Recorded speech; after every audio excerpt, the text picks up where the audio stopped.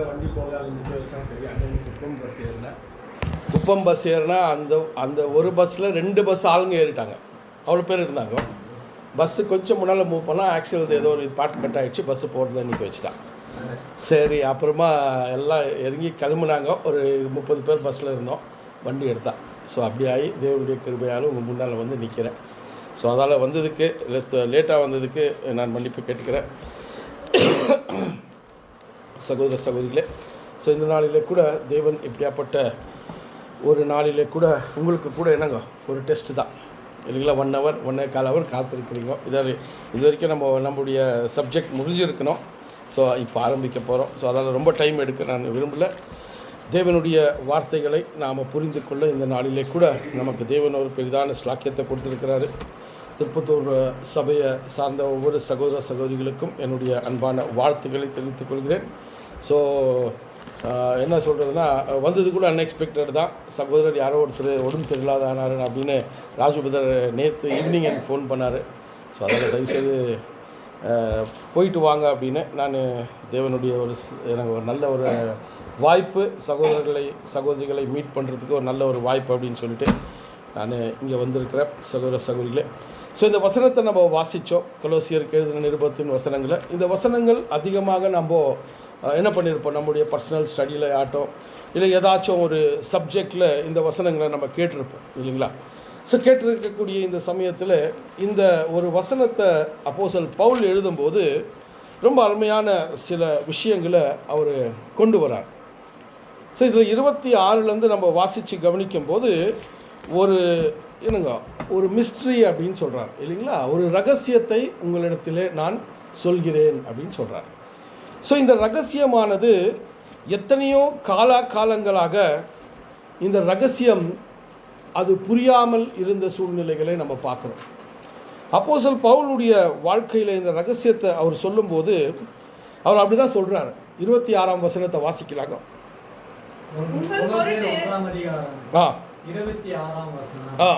உங்கள் பொருட்டு தேவனால் எனக்கு அளிக்கப்பட்ட உத்தியோகத்தின்படியே நான் அந்த சபைக்கு ஊழியக்காரனானேன். புறஜாதிகளுக்குள்ளே விளங்கிய இந்த ரகசியத்தில் உள்ள மகிமையின் ஐஸ்வர்யம் என்னதென்று தேவன் தம்முடைய பரிசுத்தவான்களுக்கு தெரியப்படுத்த சித்தமானார். கிறிஸ்துவானவர் மகிமையின் நம்பிக்கையாக உங்களுக்குள் இருப்பது அந்த ரகசியம். ஓகே, சிம்பிள், அவ்வளோதான் இல்லைங்களா. ஸோ இங்கே நீங்கள் பார்த்தீங்கன்னா இங்கிலீஷில் நீங்கள் அதை வாசித்து பார்த்தீங்கன்னா என்ன சொல்கிறாங்கன்னா, இந்த ஒரு ரகசியம் காலங்களாக அது மறைக்கப்பட்டதாக இருந்தது அப்படின்னு இங்கிலீஷில் ஒரு விஷயம் சொல்கிறாங்க. ஹிடன் ஃப்ரம் ஜெனரேஷன் அப்படின்னு சொல்கிறாங்க. ஸோ இந்த ஒரு ரகசியத்தை இவ்வளோ ஒரு காலங்கள் அவர் மறைவாக வைத்து கிறிஸ்து வந்த பிறகு சபைக்கு என்ன ஒரு தேவை உண்டு என்பதை இந்த வசனத்தில் அங்கே கொண்டு வரார். அதான் சொல்கிறார், புறஜாதியார் மத்தியிலிருந்து, இதுதான் ரொம்ப முக்கியம் இல்லைங்களா. ஸோ புறஜாதியார் மத்தியிலிருந்து தேவன் ஒரு வகுப்பாரை எடுக்க சித்தம் கொண்டார். அந்த வகுப்பார் யார் அப்படின்போது அவர் சொல்லக்கூடியது பரிசுத்தவான்களாக இருக்கக்கூடியவர்கள். ஸோ இவர்களுக்குள்ளே கிறிஸ்து வசிப்பதே அல்லது கிறிஸ்து அவர்களுக்கு உள்ளே அவர்கள் என்னவா இருக்குங்களா, அதுதான் ஒரு ரகசியம் அப்படின்னு சொல்கிறார் இல்லைங்களா. ஸோ இந்த விஷயத்தை நீங்கள் வாசிக்கும் போது 27 கூட நீங்கள் பார்க்கும்போது அதுதான் சகோதரர் வாசித்தார். கிறிஸ்து உங்களுக்குள்ளே, அதுதான் மகிமையின் நம்பிக்கை அப்படின்னு சொல்கிறார். ஸோ இந்த கிறிஸ்து உங்களுக்குள்ளே அப்படின்னு சொல்லும் போது இது எப்படி நாம் புரிஞ்சு கொள்ளணும் அப்படின்ற சில வசனங்களை தான் வேதத்திலேருந்து நம்ம இசைவாக இதை ஒன்றுபடுத்தி இந்த சப்ஜெக்டை நம்ம பார்க்கலாம்.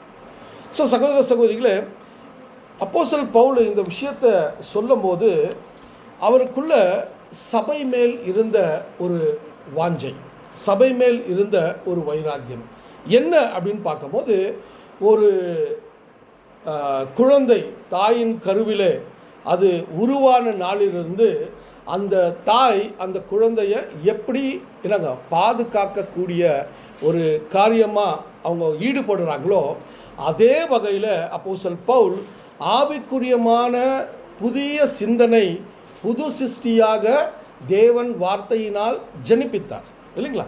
அந்த வார்த்தையினால் ஜனிப்பித்த அந்த ஒரு புதிய சிந்தனை நமக்குள்ள தொடர்ந்து வளர வேண்டும் என்ற ஒரு குறிக்கோளோடு கூட ஒரு நோக்கத்தோடு கூட அப்போஸ்தலன் பவுல் சபையை அவர் வளர்க்கிறதுக்கு அவர் ஏதுவாக இருந்தார். அதுதான் இன்னொரு இடத்துல கலாத்தியருக்கு எழுதும்போது இந்த விஷயத்தை ரொம்ப இன்னும் அருமையாக சொல்கிறார். கலாத்தியருக்கு எழுதின நிருபத்தில் 4ஆம் அதிகாரம் 16ஆம் வசனத்தை வாசிக்கலாம். கலாத்தியர் 4ஆம் அதிகாரம் 19ஆம் வசனம். சாரி, கலாத்தியர் 4ஆம் அதிகாரம் 19ஆம் வசனம். 19ஆம் வசனம். என் சிறு பிள்ளைகளே, கிறிஸ்து உங்களிடத்தில் உருவாகும் அளவும் உங்களுக்காக மறுபடியும் கர்ப்பவேதனைப்படுகிறேன்.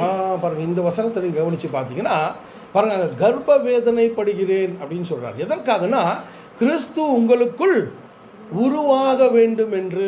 ரொம்ப ரொம்ப முக்கியமான ஒரு விஷயம். அப்போஸ்தலன் பவுல் அவருடைய வார்த்தைகளை பேசும்போது ஏதோ ஒரு விஷயத்தை அவன் மனசில் பிறருக்கு அது என்ன ஆகணுங்க, அது பதிய வேண்டும் என்ற ஒரு சிந்தனையில் அதை ஏதோ ஒரு காரியத்துக்கு ஒப்பிட்டு பேசக்கூடியதாக இருக்குது.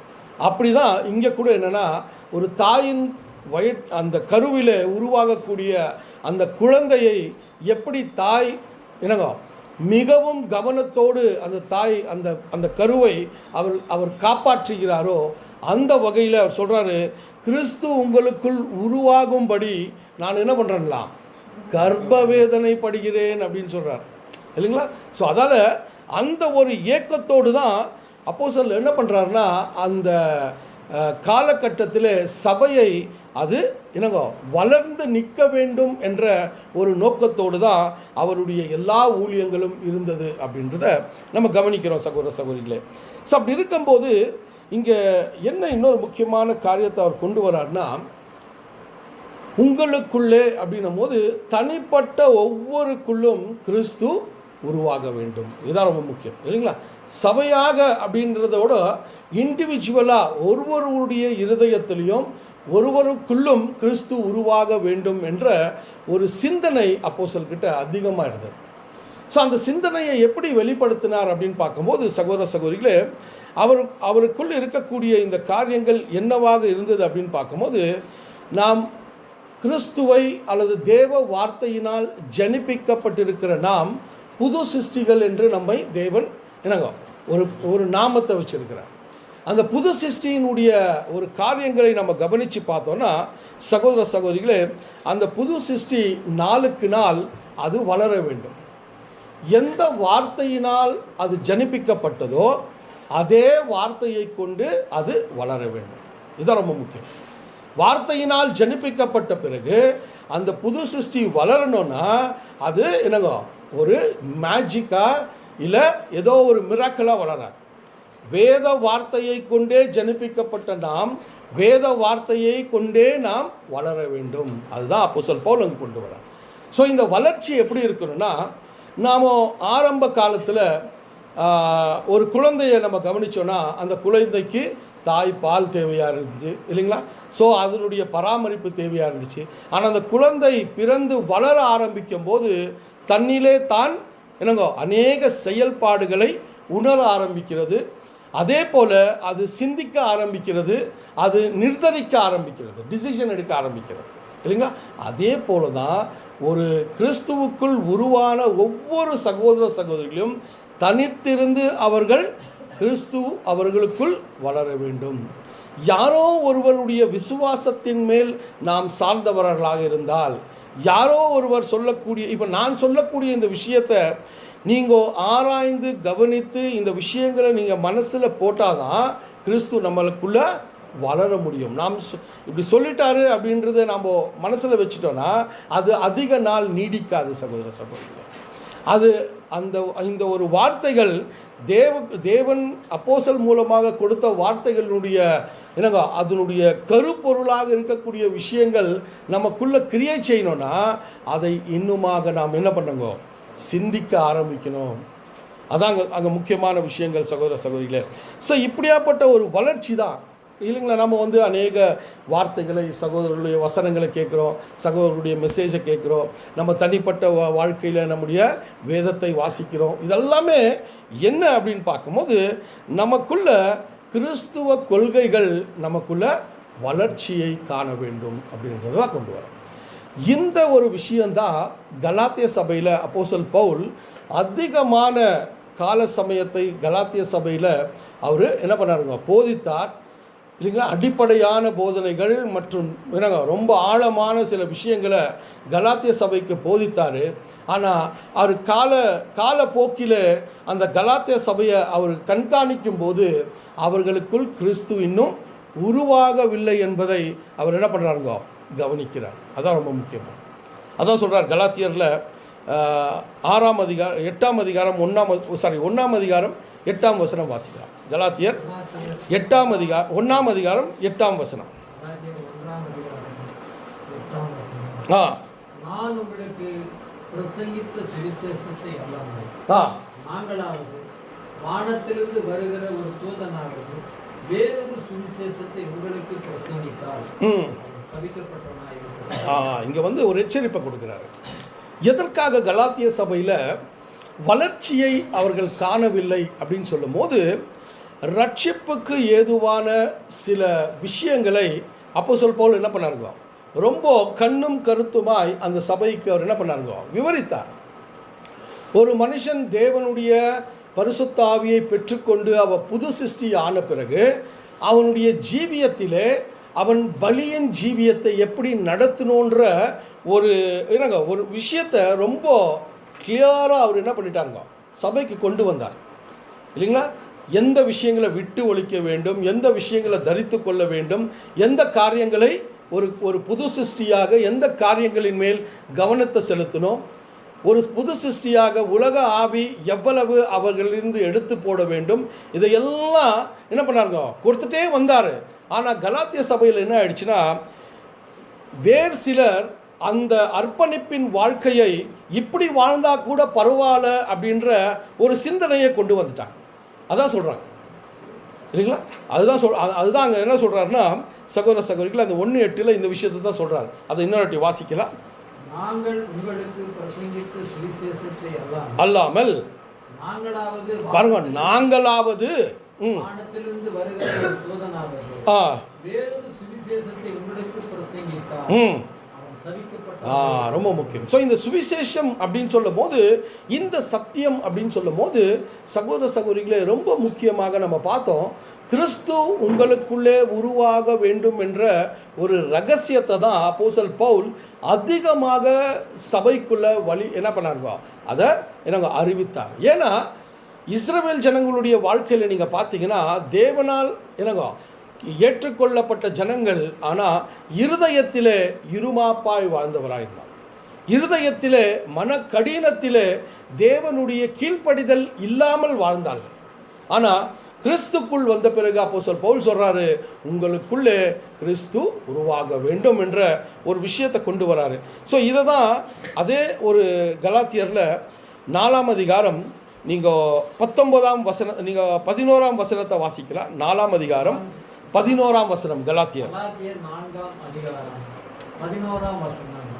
நான் உங்களுக்காக பிரயாசப்பட்டது வீணாய் போயிற்று என்று உங்களை குறித்து பயந்திருந்தேன். சகோதர சகோதரிகளை பாருங்க சொல்றாரு, இவர் சொன்ன அந்த சுவிசேஷத்தினுடைய முக்கியத்துவம் அல்லது மையமான காரியம் என்னன்னா, தேவ வார்த்தையினால் ஜனிப்பிக்கப்பட்ட நீங்கள், தேவ வார்த்தையினால் நீங்கள் போஷிக்கப்பட்டு அந்த வார்த்தை உங்களை கிறிஸ்துவை போல மாற்ற வேண்டும். இதுதான் அடிப்படையாக அவர் சொல்லி கொடுத்த உபதேசம். அந்த ஒரு விஷயங்கள் அங்கே சொன்ன பிறகு கூட அவர்களுக்குள் என்ன சொல்கிறாருன்னா, நான் பிரசங்கித்த இந்த பிரசங்கம் விருதாய் போயிடுச்சா அப்படின்னு நான் என்ன பண்ணுறேங்க, பயப்படுறேன் அப்படின்னு சொல்கிறார். ஏன்னா அந்த கான்செக்ரேஷன் லைஃப்பை கொஞ்சம் திசை மாற்றக்கூடிய சில போதனைகள் சபைக்குள்ளே வந்தது. இப்படி இருந்தாலும் பரவாயில்ல இல்லைங்களா. ஸோ இப்படி உலகத்தில் நம்ம வாழ்ந்தாலும் பரவாயில்லன்ற சில காம்ப்ரமைசஸ் எப்போ வருதோ அப்போது கிறிஸ்து நமக்குள்ளே உருவாகுவதற்கு என்னங்க கால தாமதமாகும் இல்லைங்களா. ஒருவேளை வளர்ச்சி அடையாதையும் இருக்கலாம். ஸோ இதுதான் அப்போஸ்தலன் பவுல் கலாத்திய சபையை பார்க்கும்போது சொல்கிறாரு, இப்படி ஒரு வேளை நான் என்னுடைய முயற்சிகளில் நான் வீணாயிட்டேனா அப்படின்னு நான் பயப்படுறேன் அப்படின்னு சொல்கிறேன் சகோதர சகோதரிகளே. ஸோ இந்த வகையில் நம்ம கவனிக்கும் போது இந்த ஒரு விஷயத்தை நம்ம எப்படி கவனிக்கிறோம் அப்படின்னு பார்க்கும்போது சகோதர சகோதரிகளே, சிலர் இந்த வசனங்களை வாசித்து அதை புரிந்து கொள்ளும்போது என்ன பண்ணுறாங்க அப்படின்னு பார்க்கும்போது இது கொஞ்சம் நம்ம ரொம்ப கேர்ஃபுல்லாக இருக்கணும். ஏன்னா நம்ம அநேக வெவ்வேறு விசுவாசத்திலேருந்து இந்த சத்தியத்தின் வெளிச்சத்துக்கு வந்தோம் இல்லைங்களா. ஸோ இந்த வெளிச்சத்துக்கு வந்த பிறகு தேவனை துதிக்கக்கூடிய விஷயங்கள், தேவனை புரிந்து கொள்ளக்கூடிய விஷயங்கள், இயேசு கிறிஸ்துவை பின்பற்றக்கூடிய விஷயங்கள், இது எல்லாமே நமக்கு ஒரு என்னவாக இருந்துச்சுக்கோ, ஒரு வெளிச்சத்தை கொண்டு வந்தது இல்லைங்களா. ஆனால் இதே வசனங்களை சிலர் எப்படி சிந்திக்கிறாங்க அப்படின்னு பார்த்தீங்கன்னா, கிறிஸ்து உங்களுக்குள்ளே அப்படின்னு சொல்லும் போது ஏதோ ஒரு விசேஷத்த ஒரு வல்லமை எனக்குள்ள கிரியை செய்ய ஆரம்பிக்கிறதுன்னு யோசிக்கிறாங்க. ஓகேங்களா. ஸோ இது எப்படின்னு பார்த்தீங்கன்னா, சகோதர சகோதரிகளே, விசேஷமாக தேவன் ஒருவரை எடுத்து பயன்படுத்தும் போது அந்த கிறிஸ்துவனுடைய ஏதோ ஒரு வல்லமை அவர்களுக்குள்ள கிரியை செய்ய ஆரம்பிக்கிறது அப்படின்னு சொல்லிட்டு தான் என்ன பண்ணுறாங்க அவங்க பேயை ஓட்டக்கூடிய விஷயங்கள் இல்லைங்களா, வெவ்வேறு விதமான பாஷைகளை பேசக்கூடிய விஷயங்கள், இதையெல்லாம் அவங்க பேசும்போது அவங்களுக்குள்ள என்ன சொல்கிறாங்கன்னா, விசேஷமாக தேவன் எங்களை கிறிஸ்துவினால் அந்த கிறிஸ்துவினுடைய ஒரு வல்லமை எங்களை ஆட்கொண்டு இருக்கிறது அப்படின்னு சில விஷயங்களில் அவங்க சொல்லக்கூடிய ஒரு காரியத்தை நம்ம கவனிக்கிறோம் இல்லைங்களா. அநேகர் இந்த விஷயங்களை இப்படி தான் புரிந்து கொண்டு இருக்கிறாங்க. கிறிஸ்து உங்களுக்குள்ளே அப்படின்னும் போது நம்ம இதை இன்னும் எப்படி புரிஞ்சு கொள்ளலான்னா, இப்போ உலகத்தில் நீங்கள் பார்த்தீங்கன்னா பிசாசு பிடித்தவன் அப்படின்னு சொல்லும் போது என்ன யோசிக்கிறாங்க, ஒரு ஆவி அவர்களுக்குள்ள வசித்து அந்த மனுஷனை ஆண்டு கொள்கிறது அப்படின்னு யோசிக்கிறாங்க இல்லையா. கிறிஸ்துவத்தில் கூட கிறிஸ்து உங்களுக்குள்ளே அப்படின்னும் போது இப்படியாப்பட்ட ஒரு ஏதோ விசேஷமான ஆவி நமக்குள் வந்து நம்மை ஒரு எந்திரத்தை போல நம்மை செயல்படுத்துகிறது அப்படின்னு யோசிக்கிறாங்க. ஓகேங்களா. ஸோ இப்படியாப்பட்ட ஒரு சிந்தனையை அப்போஸ்தலன் பவுல் அங்கே கொண்டு வரல சகோதர சகோதரி. அவருடைய சிந்தனை என்னவாக இருந்துச்சு அப்படின்னு பார்க்கும்போது, தேவ வார்த்தை மட்டுமே, அந்த வார்த்தைக்கு கீழ்ப்படிதல் மட்டுமே கிறிஸ்துவை நமக்குள்ள வளர்ச்சி அடைய செய்யும், அல்லது கிறிஸ்துவின் சிந்தனையை நாம் அடைய முடியும். அதாங்க சொல்லக்கூடியது. அதான் இயேசு கிறிஸ்துவானர் இந்த விஷயத்தை குறித்து சொல்லும்போது சொல்கிறாரு. இந்த வசனத்தை கூட நம்ம வாசிச்சிருக்கிறோம், இன்னொரு அடி கூட வாசிக்கலாம் சகோதர சகோதரிகளே. யோவான் 14 அதிகாரம் 21 வசனம். யோவான் 14:21. யோவான் 14 அதிகாரம் 21 வசனம். என் கற்பனைகளை பெற்றுக்கொண்டு அவைகளை கைக்கொள்ளுகிறவனே என்னிடத்தில் அன்பாயிருக்கிறான். என்னிடத்தில் அன்பாயிருக்கிறவன் என் பிதாவுக்கு அன்பாயிருப்பான். நானும் அவனில் அன்பாயிருந்து அவனுக்கு என்னை வெளிப்படுத்துவேன் என்றார். 23 வாசிங்க. அதுலயே இயேசு அவனுக்கு பிரதியுத்தரமாக, ஒருவன் என்னில் அன்பாயிருந்தால் அவன் என் வசனத்தை கைக்கொள்ளுவான். அவனில் என் பிதா அன்பாயிருப்பார். நாங்கள் அவனிடத்தில் வந்து அவனோட வாசம் பண்ணுவோம். இந்த வசனத்தை பார்க்கும்போது இதை லிட்ரலாக நீங்கள் கவனித்து பார்த்தீங்கன்னா, ஏதோ ஒரு 2 நபர்கள் நமக்குள்ளே வந்து வசிப்பது போல இந்த வசனங்கள் நமக்கு வெளிப்படுகிறது இல்லைங்களா. நானும் என் பிதாவும் அவனோடு கூட வந்து என்னவா இருப்போமா, வசிப்போம் அப்படின்னு சொல்லி வாசம் பண்ணுவோம் அப்படின்ற. சகோதர சகோதரிகளே, இதெல்லாம் நம்ம கவனிக்கும் போது இது எந்த ஒரு அடிப்படையில் இந்த வசனங்களை நம்ம தெளிவாக புரிஞ்சு கொள்ளணும்னா, நானும் இந்த இருவரும் வசிப்பது அல்லது வாசம் பண்ணுவது எப்போ அப்படின்னு பார்க்கும்போது, ஃபஸ்ட்டு கண்டிஷன் ரொம்ப முக்கியமாக என்னென்னா, யார் ஒருவன் என் வசனத்தை கேட்டு அதை கீழ்ப்படுகிறாங்க இருக்கிறானோ அவனுக்குள்ளே தான் நாங்கள் வசிப்போம் அப்படின்ற ஒரு பாயிண்ட்டை கொண்டு வரோம். கரெக்டுங்களா. ஸோ இந்த கண்டிஷன் ரொம்ப முக்கியமாக இருக்கு. வார்த்தையினால் ஜனிப்பிக்கப்பட்ட நாம் அந்த வார்த்தையை ஒவ்வொரு நாளும் கடைப்பிடிக்கிறவர்களாக இருந்து தேவ வார்த்தைக்கு கீழ்ப்படிதலுக்குள்ளே வந்தாதான் தேவனும் குமாரனும் நமக்குள்ள வாசம் பண்ணுவார்கள் அப்படின்னு சொல்லிட்டாங்க. ஸோ இந்த வாசம் பண்ணுதல் அப்படின்னும் போது இது எப்படி புரிஞ்சு கொள்ளணும் அப்படின்னு பார்த்தீங்கன்னா, எப்போ தேவ வார்த்தைக்கு இணங்கி கீழ்ப்பட்டு நடக்கிறோமோ அப்போ தேவனுடைய மைண்டு, கிறிஸ்துனுடைய மைண்டை நாம் என்ன பண்ணலாங்க, நம்ம வாழ்க்கையில் செயல்படுத்த முடியும். அவ்வளோதான். ஏதோ ஒரு விசேஷத்த ஒரு வல்லமை எங்களுக்குள்ளே 2 பேரும் வந்து இல்லைங்களா, வந்து வசிக்கும்படியான விஷயங்கள் அல்ல. வசனங்கள் மூலமாக நாம் அதுக்கு கீழ்ப்படிஞ்சு நடந்தால் தேவ சித்தத்துக்கு இசைவாக, கிறிஸ்துவின் போதனைக்கு இசைவாக நம்ம நடக்க ஆரம்பித்தோன்னாவே அங்கே என்ன ஆகிடுறோன்னா, பிதாவை போல சிந்திக்க ஆரம்பிக்கிறோம், பிதாவை போல செயல்பட ஆரம்பிக்கிறோம், குமாரனை போல இந்த பலியின் ஜீவியத்தை நாம் மாற்ற ஆரம்பிக்கிறோம். இதான் ரொம்ப முக்கியமானது, இல்லைங்களா? ஸோ இந்த வசனங்களை நம்ம புரிதல் இல்லாமல் நம்ம இதை வந்து சிந்திச்சோன்னா நமக்குள்ளே இப்போ வந்து ஒரு புது சிருஷ்டி ஆகிட்டோம், இதுக்கு மேலே தேவ வல்லமை, தேவனுடைய பரிசுத்த ஆவியை பெற்றுக்கொண்டுட்டோம் நம்ம. ஸோ இதுக்கு மேலே நாம் எப்படி வாழ்ந்தாலும் பரவாயில்ல, ஏதோ ஒரு வல்லமையான செயல் நமக்குள்ளே செயல்படுத்துகிறது என்ற தவறான ஒரு கருத்து நமக்குள்ளே இருக்கக்கூடாது சகோதர சகோதரிகளே, இல்லைங்களா? ஸோ ஏதோ ஒரு விசேஷமாக நான் எப்படி வாழ்ந்தாலும் பரவாயில்ல, கொஞ்சம் குறைபாடில் வாழ்ந்தாலும் பரவாயில்ல, இல்லைங்களா, பூமியில் உலகத்தில் நான் கொஞ்சம் காம்ப்ரமைஸில் போயிட்டாலும் பரவாயில்ல, ஏன்னா தேவன் பரிசுத்த ஆவியை கொடுத்துட்டாரு. இது எப்படி நடக்குதுன்னா, என்னை பரிசுத்தமாக்க ஒரு இயந்திரமாக நடக்கிறது அப்படின்னு யோசிக்கக்கூடாது. என்னை பரிசுத்தப்படுத்தக்கூடிய ஒரு இயந்திரமாக இது நடத்துது அப்படின்னு யோசிக்கக்கூடாது. இந்த தேவனும் குமாரனும் நம்மோடு கூட வந்து வாசம் பண்ணுவோம் அப்படின்னு சொல்லும் போது சகோதர சகோதரிகளே, அங்கே என்ன கவனிக்கணும்னா, வார்த்தைக்கு கீழ்ப்படிந்து நடந்தால் அவர்களுடைய சிந்தனையில் நாமும் செயல்பட ஆரம்பிப்போம், இல்லைங்களா? இது ரொம்ப ஒரு முக்கியமான ஒரு படிப்பினையை நம்ம கவனிக்கிறோம். ஸோ இதில் இன்னொரு முக்கியமான ஒரு விஷயம் என்ன நம்ம கவனிக்க வேண்டியது அப்படின்னு பார்த்தீங்கன்னா, சகோதர சகோதரிகளே, இந்த ஒரு காரியத்தை கொஞ்சம் கவனித்து பார்த்தீங்கன்னா, நமக்கு தேவன் கொடுக்கக்கூடிய வசனங்கள், வார்த்தைகள், அந்த வார்த்தைகளுக்கு நாம் எப்போ ஜனிப்பிக்கப்பட்டு நாளுக்கு நாள் புது சிருஷ்டியாக வளர்கிறோமோ அப்போ என்னத்தை கவனிக்கணும்னா, தேவன் எனக்கு கொடுக்கக்கூடிய இந்த வார்த்தையை நான் கீழ்ப்படிந்தால் ஒழிய அடுத்த கட்டத்தினுடைய ஒரு அறிவை எனக்குள்ள தேவன் கொடுக்க மாட்டார். இதை ரொம்ப கிளியராக அண்டர்ஸ்டாண்ட் பண்ணும், ஓகேங்களா?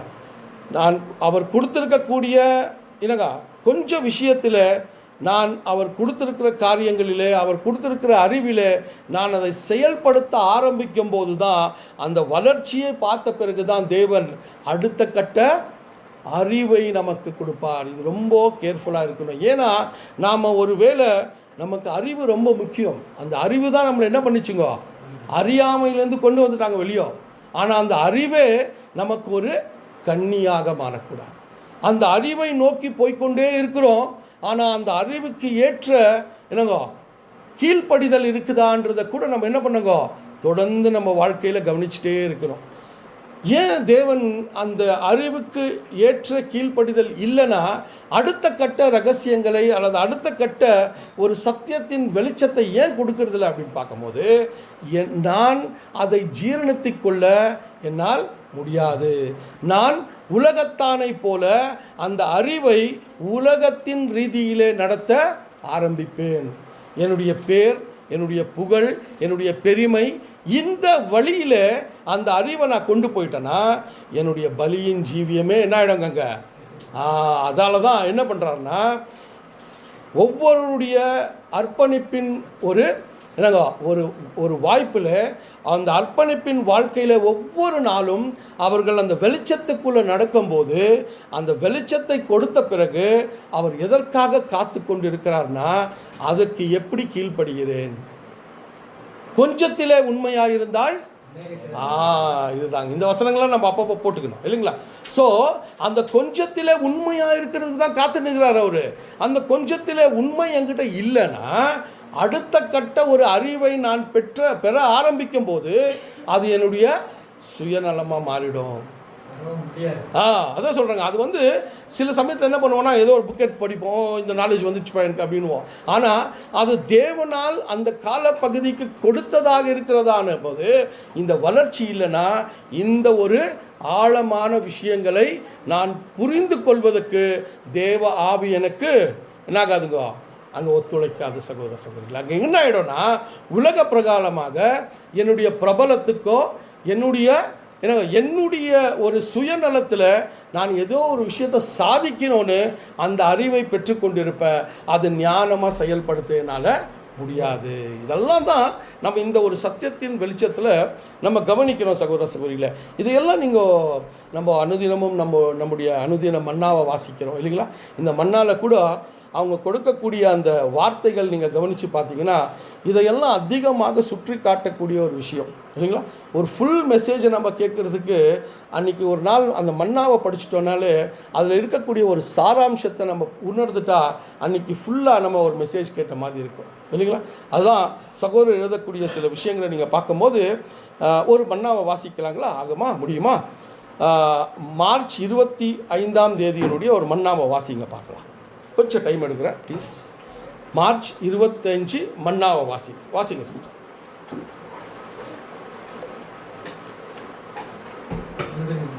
மார்ச் 25 மன்னா. சும்மா ஒரே ஒரு எக்ஸாம்பிள் கொடுக்குறேன். நிறைய அப்படியாப்பட்ட நிறைய மன்னாங்க நமக்கு தேவன் கொடுத்துருக்கிறாரு. அது இந்த விஷயத்தில் எதுக்காக சொல்கிறேன்னா வாசிங்க மன்னா. இதை கொஞ்சம் கவனிங்க. பிரதர் எழுத்துக்களில் ஒரு பகுதியை மாத்திரம் எடுத்து போடுறாங்க, நமக்கு ஈஸியாக அண்டர்ஸ்டாண்ட் பண்ணிக்கிறது. அந்த பகுதி என்ன சொல்லுதுன்னு பாருங்கள். இவைகளை முன்னமே நீங்கள் அறிந்திருக்கிறபடியா அக்கிரமக்காரருடைய வஞ்சகத்திலே நீங்கள் இருக்கும்போது உங்கள் உறுதியிலிருந்து விலகி விழுந்து போகாதபடிக்கு எச்சரிக்கையாக இருங்கள். நம்முடைய கர்த்தரும் இரட்சகருமாகிய இயேசு கிறிஸ்துவின் கிருபையினாலும் அவரை அறிகிற அறிவினாலும் அந்த எக்ஸ்பிளனேஷன் ஒரு வாட்டி வாசிங்க. நாம் தேவனுடைய வார்த்தை தங்களை அறிந்து அவைகளை விசுவாசத்துடன் நம் வாழ்க்கையிலே பயன்படுத்தும் போது நாம் ஞானத்திலே வளர்களாய் இருக்கிறோம். நாம் வாழ்க்கையில் இந்த வாக்குத்தத்தங்கள் எவ்விதம் நிறைவேறும் என்றும் இதன் மூலம் நாம் எந்த அளவுக்கு கிருபையிலே வளருகிறோம் என்றும் உணராவிட்டால் ஞானத்திலே நாம் அடுத்து முன்னேற முடியாது. சிம்பிளாக சொல்லிட்டார் பாருங்க. இதுதான் நான் பேசின கருத்து. ஓகேங்களா?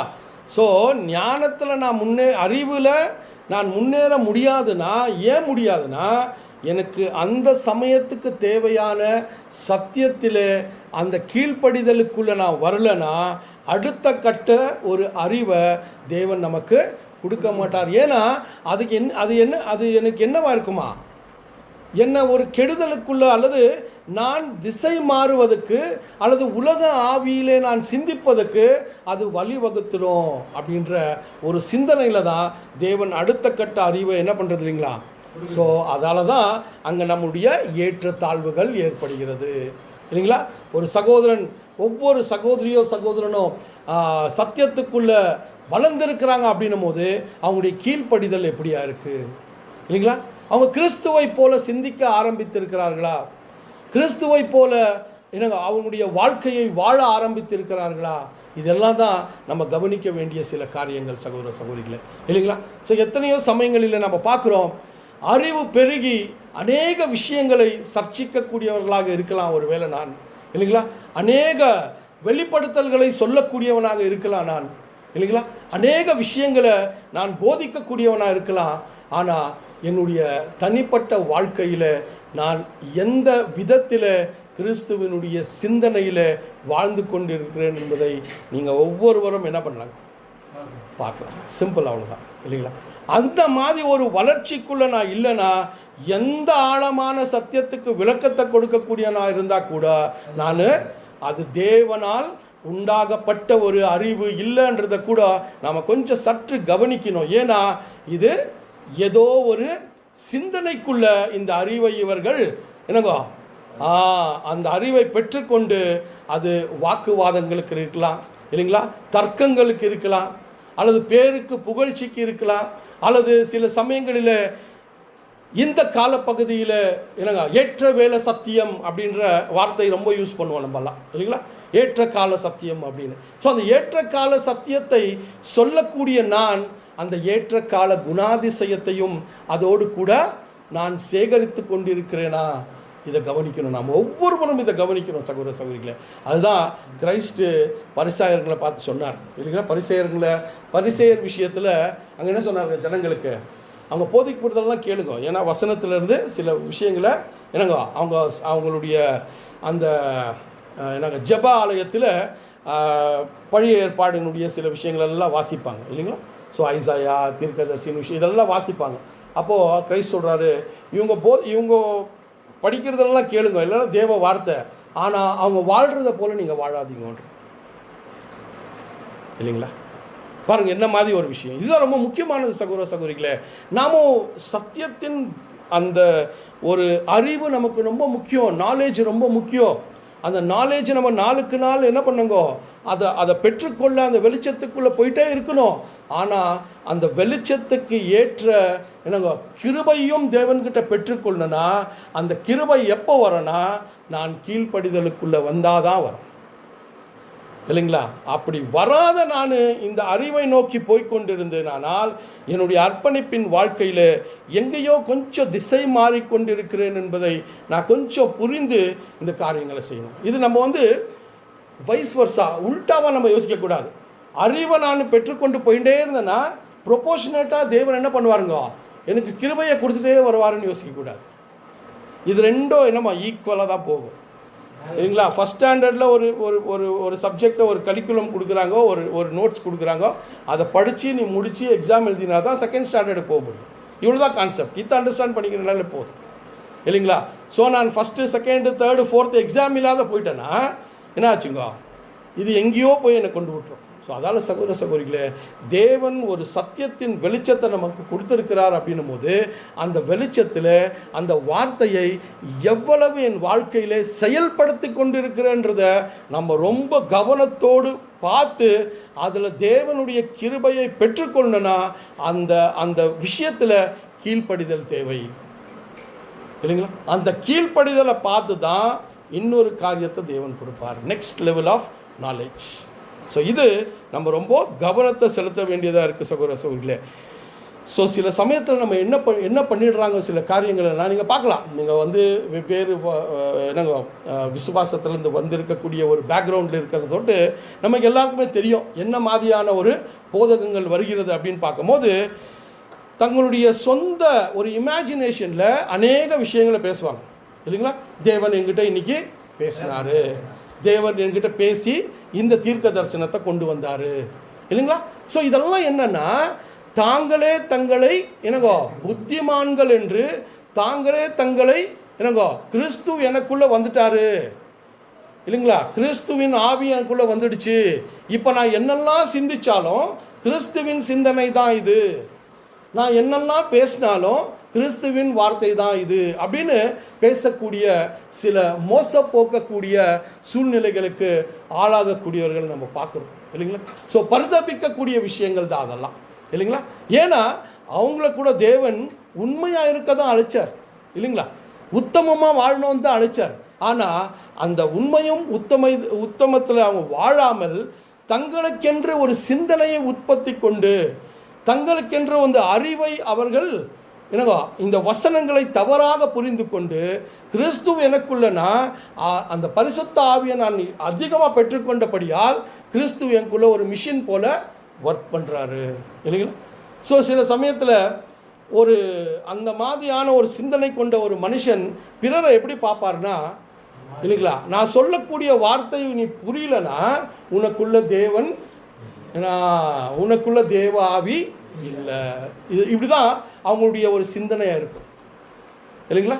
ஸோ நான் பேசக்கூடிய வார்த்தைகள் என்னவா இருக்குங்கோ, ரொம்ப ஆழமான சத்தியம். இந்த சத்தியத்தை நீ புரிஞ்சுக்கணுன்னா என்னங்கோ பரிசுத்த ஆவியினுடைய வழிநடத்துதல் தேவை, அது உங்ககிட்ட இல்லை. அதான் நீ என்ன பண்ணி நீ ஜெபிச்சு நீ பரிசுத்த ஆவியை பெற்றுக்கொள் அப்படின்ற சில கருத்துக்களை வெளிப்படுத்துவாங்க. ஆனால் சகோதர சகோதரிகளே, தேவனுடைய சித்தம் அல்லது தேவனுடைய திட்டம் அப்படி இல்லைங்க, சிம்பிள் இல்லைங்களா?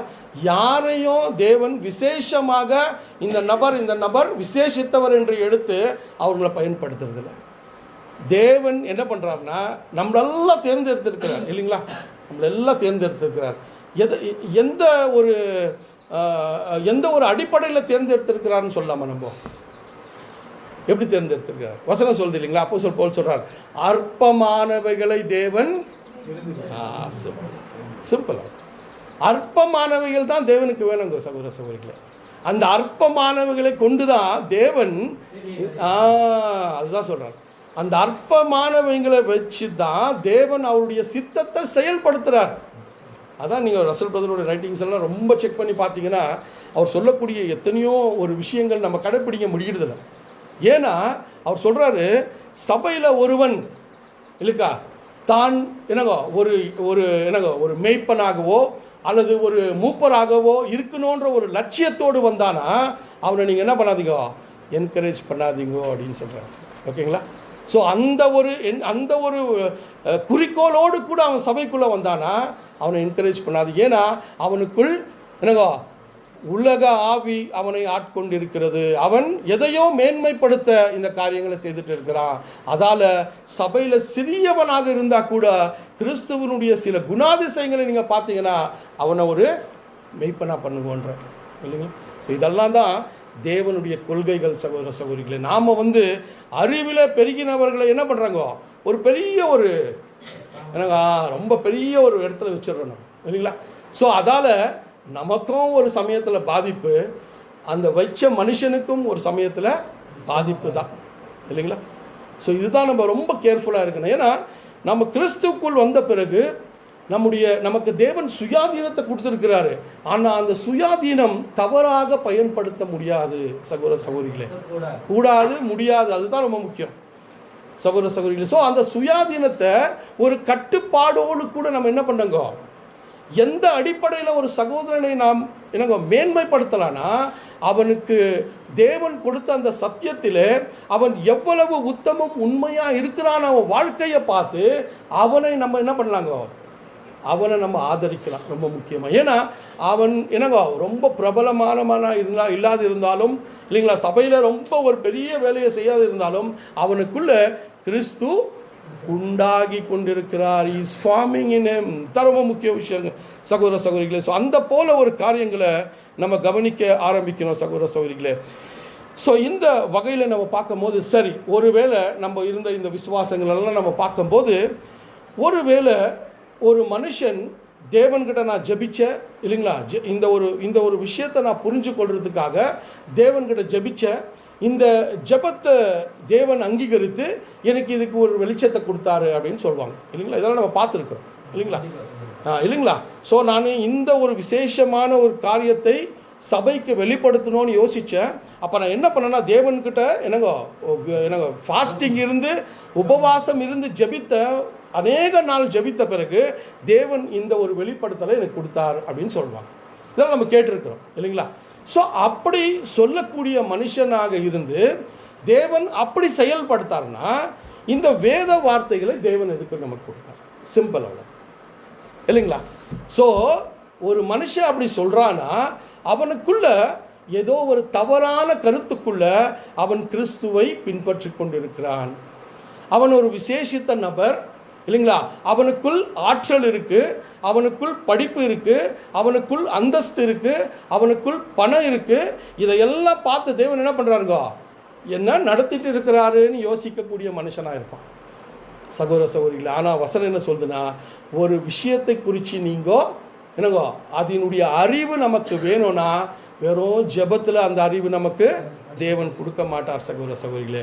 நீ எவ்வளோ உபவாசம் இருந்து எவ்வளோ ஜெபித்து இரவும் பகலும் ஜெபிச்சா கூட நீ எப்போ வேதத்தை திறந்து வாசிக்கிறியோ அதில் தான் உனக்கு என்னங்கோ பலன் உண்டு, அதில் தான் உங்களுக்கு என்னங்கோ விடை கிடைக்கும். இப்படி யார் ஒருவர் நாம் தனிப்பட்ட ஜீவியத்திலே வாசிக்கிறோமோ இல்லைங்களா, அதுதான் கிறிஸ்து சொல்கிறார் இல்லைங்களா.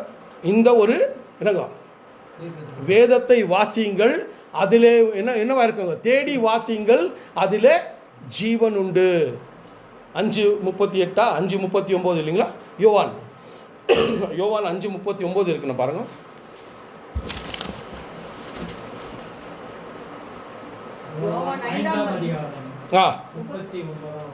வாசிங்க. வேத வாக்கியங்களை ஆராய்ந்து பாருங்கள், சிம்பிள், அவ்வளோதாங்க. இவ்வளோதான் கிறிஸ்து சொல்கிறது. அவர் சொல்லக்கூடிய ஒவ்வொரு வார்த்தைகளும் ரொம்ப சிம்பிளுங்க. பாருங்கள், வேத வசனத்தை வாசியுங்கள், அதிலே என்னங்க நித்திய ஜீவன் உண்டு. சிம்பிள், அவ்வளோதான். இதை தான் நம்ம செய்யணும் சகோதர சகோதரிகள். நான் என்னங்க நித்திய ஜீவனை அல்லது அழியாமையை பெற்றுக்கொண்டு சபை வாய்ப்புக்குள்ளே வரணும்னா வேதத்தை தெளிவாக வாசிக்கணும். எந்த விஷயத்திலாவது நமக்கு கொஞ்சம் என்னங்க தெளிவு தேவை அப்படின்னா ஃபஸ்ட்டு வேதத்தை இசைவாக சிந்திக்க ஆரம்பிக்கணும் இல்லைங்களா. அந்த வசனத்துக்கு என்னங்க இணையாக இருக்கக்கூடிய வசனங்களை சிந்திக்கணும் இல்லைங்களா. ஸோ அந்த வசனத்துக்கு வேறு ஏதாச்சும் வசனம் வேதத்தில் நமக்கு கொடுக்கப்பட்டதா அப்படின்னு சிந்திக்கணும். இதெல்லாமே நம்மளுக்கு எப்போ கற்றுக் கொடுத்தாங்க? பேசிக்லேயே கற்றுக் கொடுத்துட்டாங்க. ஆனால் என்ன பண்ணுறாங்க, கொஞ்சம் அந்த அறிவு வர வர வர வரும் இது எல்லாம் இப்படி சைடில் எடுத்து வச்சுட்டு என்ன பண்ணுறாங்க, வேறு எதையோ யோசிக்க ஆரம்பிக்கணும் இல்லைங்களா. ஸோ அப்படி அல்ல, இந்த விஷயத்தில் இங்கேருந்தே தேடி புதையலாக இதை கண்டடைஞ்சு அதன் பிறகு ஏதாச்சும் ஒரு சப்போர்ட் வேணும்னா நமக்கு முன்பதாக இருக்கக்கூடிய சகோதரர்கள் நமக்கு எழுதி வைத்திருக்கக்கூடிய சில ஆலோசனைகளை நம்ம என்ன பண்ணலாங்க, சிந்திக்கலாம். ஓ இது இந்த லைன்ஸில் கரெக்டாக இருக்குது அப்படின்னு என்ன பண்ணலாங்க, யோசிக்கலாம். இப்படி தான் நம்முடைய வளர்ச்சி இருக்கணும். இப்படி வளர்ந்தாதான் கிறிஸ்து எனக்குள்ளே உருவாக முடியும். சகோதர சகோதரிகளை, கிறிஸ்து என்கிட்ட உருவாகணும்னு ஆரம்பத்துலன்னு சொல்லிங்கிற எப்படி அதை கண்டுபிடிக்கிறது போது பிரதர் ஆரம்பத்தில் சொல்லிட்டார் இல்லைங்களா. கிறிஸ்துவை போல சிந்தனை கொண்டவனாக இருக்கணும் நான் இல்லைங்களா. கிறிஸ்துவை போல நான் இந்த பூமியில் என்னங்க தேவனுடைய பிரதிநிதியாக இருக்கிறேன்றத நான் ஒவ்வொரு நாளும் என்ன பண்ணுங்க உணரணும். நான் பேசக்கூடிய பேச்சு, நான் நடக்கக்கூடிய நடக்கை, நான் ஜீவிக்கக்கூடிய ஜீவியம் வெறும் சகோதரர்கள் மத்தியில் இல்லைங்கோ, புறஜாதியார் மத்தியில், நம்முடைய என்னங்க நண்பர்கள் அயனார் மத்தியில், இதை பார்த்து தான் கிறிஸ்துவுக்குள்ளே வருவாங்க தவிர நம்முடைய போதனைகளை பார்த்து வரக்கூடியவர்கள் மிகவும் கம்மி தாங்க இல்லைங்களா. நம்ம வாழக்கூடிய ஜீவியத்தை பார்த்து தான் அநேகர் கிறிஸ்துவுக்குள்ளே வரக்கூடிய ஒரு விஷயத்தை நம்ம வாழ்க்கையில் நம்ம செய்ய வேண்டியதாக இருக்குது சகோதர சகோதரிகளே. ஸோ ஆகையால் நாம் ஜெபித்து உபவாசம் இருந்து ஏதோ ஒரு விஷயத்தை நாம் புரிஞ்சுக்கணும்னு நாம் இரவும் பகலும் இதை செய்தால் கூட வேதத்தை திறந்து வாசித்து அதில் நம்மளுடைய நேரத்தையும் சமயத்தையும் நாம் செலவழித்து அதை ஆதாயப்படுத்தி கொண்டால்தான் என்னுடைய கிறிஸ்துவிய ஜீவியத்தில் அங்கே அப்போஸ்தலன் பவுல் சொல்லக்கூடிய ரகசியத்தினுடைய 2ஆம் பகுதியில் நாம் உறுதியாக நிற்க முடியும். என்ன சொல்கிறாங்க 2ஆம் பகுதியில் அப்போஸ்தலன் பவுல் என்ன சொல்கிறாங்க, கிறிஸ்து உங்களுக்குள்ளே இது நம்பிக்கையின் மகிமையின் நம்பிக்கை. இந்த மகிமையின் நம்பிக்கை நமக்குள்ளே வரணும்னா இந்த ஆராய்ச்சிகளை, இந்த வேத வசனங்களை ஆய்ந்து கவனிக்கணும் சகோதர சகோதரிகளை இல்லைங்களா. ஸோ அந்த மகிமையின் ரகசியம், அந்த மகிமையினுடைய நம்பிக்கை நமக்குள்ளே வரணும்னா நம்ம வேதத்தை விட்டு அல்லது நாம் தனிப்பட்ட வகையில் வேதத்தை வாசித்து அதை நன்கு புரிந்து கொண்டால் ஒழிய நம்ம நம்பிக்கை என்னவாக இருக்குங்க, எப்போவுமே கொஞ்சம் தடுமாற்றமாக இருக்கும். இதெல்லாம் நடக்குமா இல்லைங்களா. அழியாமல் எண்ணக்கூடிய ஒரு விஷயத்தை பெற்றுக்கொள்வேனா இல்லைங்களா. இயேசு கிறிஸ்துவை முகமுகமாக தரிசிப்பேனா, அல்லது 1000 வருஷத்தில் இந்த உலகத்தை தேவனிடத்தில் திருப்பக்கூடிய அப்படி பெரியான ஒரு பணியை எனக்கு கொடுப்பாரா, இதெல்லாம் ஒரு டவுட்லேயே இருப்போம். ஏன்னா வேதத்தில் இருக்கக்கூடிய வாக்கு தத்தங்களை நான் இன்னும் என்ன பண்ணலங்கோ, அதை என்னுடையதையாக நான் ஏற்றுக்கொள்ளவில்லை இன்னும் இல்லைங்களா. பேதுருவில் சொல்லும்போது என்ன சொல்கிறாங்கோ, இந்த most great and precious promises இல்லைங்களா, அந்த மேன்மையும் அருமையுமான வாக்கு தத்தங்கள் என்னுடையவென்று நாம் எப்போ அங்கீகரித்து அதை நாம் விசுவாசித்து அதுக்கு கீழ்ப்படுகிறோமோ அப்போ கிறிஸ்து எனக்குள்ளே அந்த மைண்டு எனக்குள்ளே நிச்சயமாக வளரும் இல்லைங்களா. கிறிஸ்துவனுடைய ஜீவியத்தை நீங்கள் பார்க்கும்போது ஒவ்வொரு சமயத்துலேயும் அவருக்கு வரக்கூடிய சூழ்நிலைகள், அவருக்கு வரக்கூடிய ஒவ்வொரு சமயங்களிலையும் அவர் சொல்லக்கூடிய வார்த்தையை பார்த்துட்டிங்கன்னா அவர் எப்படி தேவனுடைய வார்த்தையின் மேல் நம்பிக்கையை வைத்திருந்தார்ன்றதை நம்ம புரிஞ்சிடலாம் இல்லைங்களா. கடைசி அவருடைய நிறைய விஷயங்கள் இருக்குது. கடைசியில் க்ரூசிஃபிகேஷன் டைமில் என்ன பண்ணிட்டாருங்க, அவர் சொல்கிறார், எல்லாரும் என்னை விட்டு போயிடுவீங்க, ஆனால் பிதா என்னோடு கூட. இந்த ஒரு விஷயம் அவர் எவ்வளோ புரிஞ்சிருக்கணும், எவ்வளோ நம்பி இருக்கணும், எவ்வளோ விசுவாசித்திருக்கணும். இதுதான் நம்ம லைஃப்பில் கூட சகோதர சகோதரிகளே.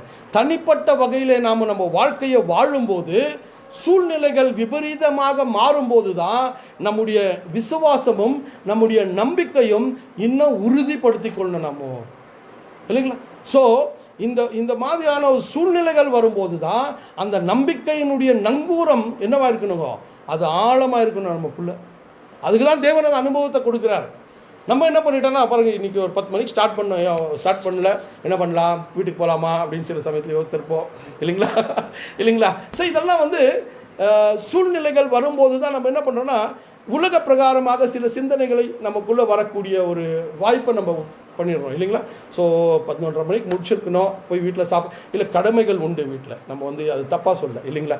ஸோ தகப்பன் தாயார், ஒருவேளை கணவன் மனைவி யாராச்சும் சத்தியத்துக்குள்ளே இல்லைன்னா அவங்களுக்கு போய் நம்ம சில விஷயங்களை செய்ய வேண்டியது நம்முடைய கடமை. அதை வந்து எங்கேயுமே நாம் அதை தட்டி கழிக்க முடியாது. ஆனாலும் நம்முடைய மைண்ட் இப்படி ஒர்க் ஆகும். ஆனால் இந்த ஒரு நாளிலே தேவன் எனக்கு ஒரு பரிசோதனையை வைத்திருக்கிறாரு. இந்த வசனத்தை கேட்பதற்காக இவ்வளோ கால தாமதமாக இருக்கணுன்றது தேவனுடைய சித்தமாக இருந்தால் I will wait for it இல்லைங்களா.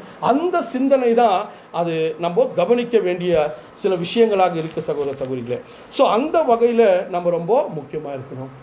எப்போ நாம் இந்த விஷயங்களின் மேலே நம்முடைய கவனத்தை செலுத்தாமல் நாம் எப்போ தேவனுடைய அர்ப்பணிப்பின் வாழ்க்கையில் நாம் இப்படி தொடர்ந்து போயிட்டு இருக்கும் போது நம்முடைய என்னங்க விரோதியாக இருக்கக்கூடிய சாத்தானானவன் அநேக சூழ்ச்சிகளை நமக்குள்ளே கொண்டு வருவான், தந்திரமாக கொண்டு வரும். அதான் அப்போஸ்தலர் சொல்கிறாரு, சாத்தானுடைய தந்திரங்களை அறியாமல் இருக்கிறீர்களா அப்படின்னு சொல்கிறார் இல்லைங்களா. ஸோ அந்த தந்திரங்கள் எந்த வகையில் அது நம்மை திசை திருப்போன்னு தெரியாது இல்லைங்களா. அர்ப்பணிப்பின் வாழ்க்கையை தான் வாழ்ந்துட்டு இருப்போம், அறிவிலே பெருகிட்டு தான் இருப்போம் இல்லைங்களா, தொடர்ந்து தேவ ஊழியங்களை செய்துட்டு தான் இருப்போம். ஆனால் ஏதோ ஒரு வகையில் தேவ சித்தத்துக்கு மாறாக சில காரியங்களை நாம் செய்துகிட்டே இருப்போம். ஏன்னா அந்த கண்மூடித்தனமான ஒரு காரியங்களை நாமோ என்னங்கோ அதை சிந்திக்க முடியாத ஒரு காரியங்களை நமக்குள்ளே கொண்டு வந்து நம்ம என்ன பண்ணிடுவாங்க, ரொம்ப பிஸியாக வச்சுருவான் இல்லைங்களா. ரொம்ப பிஸியாக வச்சுருவான் நம்மளை இல்லைங்களா. நம்மை ஆராய்ந்து பார்ப்பதுக்கும் டைம் கொடுக்க மாட்டான் நமக்கு இல்லைங்களா. ஸோ எல்லாம் 7 days மீட்டிங்ஸ் இருப்போம், 7 days தேவ வசனங்களை கேட்போம், இதில் பிஸியாக இருப்போம். ஆனால் என்னை ஆராய்ந்து பார்க்கக்கூடிய ஒரு கால சமயத்தை கூட நான் தேவனுக்காக வைத்திருக்க மாட்டேன். என்ன யோசிப்பா, என்ன ஒரு ஆலோசனை கொடுப்பானா, காலையிலேருந்து வசனங்களை கேட்டேன் இல்லையா, திரும்பி என்ன இன்னொரு வாட்டி கேட்கணும், இன்னும் இன்னொரு வாட்டி படிக்கணும் அப்படின்னு. ஆனால் தனிமையில் நான் எந்த அளவுக்கு வளர்ச்சியில் நான் இருக்கிறேன்றதை நாம் எப்போவுமே ஆராயணும் சகோதர சகோதரிகளே. ஒரு நாளுக்கு ஒரு அட்லீஸ்ட் ஒரு 1/4 மணி நேரம் அந்த சிந்தனைக்குள்ளே நம்ம வரணும். இன்றைக்கி என்னுடைய வாழ்க்கையில் நான் கிறிஸ்து எனக்குள்ளே உருவாகியிருக்கிறார்ன்றதை நான் உணர்ந்திருக்கிறேனா அல்லது பிறர் உணர்ந்திருக்கிறாங்களான்றதை நம்ம கவனிக்கிறோம் இல்லைங்களா. இது ரொம்ப முக்கியமானது. இப்படி இல்லாத ஒரு நிலைமையை சொல்லும் போது பவுல் ஒரு விஷயத்தை குறிப்பிடுறார் பாருங்க. 2 கொரிந்தியர் 13ஆம் அதிகாரம் 5ஆம் வசனம். 2 கொரிந்தியர் 13ஆம் அதிகாரம் 5ஆம் வசனம். 2 கொரிந்தியர் 13ஆம் அதிகாரம் 5ஆம் வசனம். நீங்கள் விசுவாசம் உள்ளவர்களோ என்று உங்களை நீங்களே சோதித்து அறியுங்கள், உங்களை நீங்களே பரீட்சித்து பாருங்கள், இயேசு கிறிஸ்து உங்களுக்குள் இருக்கிறார் என்று உங்களை நீங்களே அறியீர்களா? நீங்கள் பரீட்சைக்கு நில்லாதவர்களாய் இருந்தால் அறியீர்கள். பாருங்க சகோதர சகோதரிகளே இல்லைங்களா. ஸோ அந்த விஷயத்தை நிதானமாக கவனித்து பார்த்தீங்கன்னா அவங்க சொல்கிறாரு, நீங்கள் விசுவாசத்துக்குள் இருக்கிறீர்களான்றது ஃபஸ்ட்டு என்ன பண்ணுங்க, சோதித்து அறிய வேண்டும் இல்லைங்களா. வசனத்தை கேட்டோம், பெரியா பட்டணத்தார போகிற வசனங்களை கேட்டோம் இல்லைங்களா, மனோவாஞ்சையாய் அதை கேட்டோம். அதான பிறகு காரியங்கள் இவ்வாறு என் வாழ்க்கையில் இருக்கிறதா என்ற ஒரு சிந்தனையை நாம் செயல்படுத்தணும். அதான் சொல்கிறார் இல்லைங்களா. வாசிங்க சிஸ்டர் நிதானமாக இன்னொரு வாட்டி. நீங்கள் விசுவாசம் உள்ளவர்களோ என்று நீங்கள் விசுவாசம் உள்ளவர்களோ என்று உங்களையே நீங்கள் சோதித்து அறிந்து இதுதான் டெய்லி எக்ஸாமினேஷன் சகோதர சகோதரிகளே. கிறிஸ்து உங்களுக்குள்ளே, இதுதான் என்னங்க மகிமையின் ஒரு நம்பிக்கைன்றாங்களே, அந்த கிறிஸ்து எனக்குள்ளே அப்படின்னும் போது இது ஒவ்வொரு நாளும் என்னுடைய உணர்வுகள், என்னுடைய வார்த்தைகள், என்னுடைய சிந்தனைகள் எல்லாமே இயேசு கிறிஸ்துவை போல மாறிக்கொண்டிருக்கிறதா, அப்போதான் கிறிஸ்து எனக்குள்ள இல்லைங்களா, அப்போதான் கிறிஸ்தவர்கள் அப்படின்னு சொல்ல முடியும்.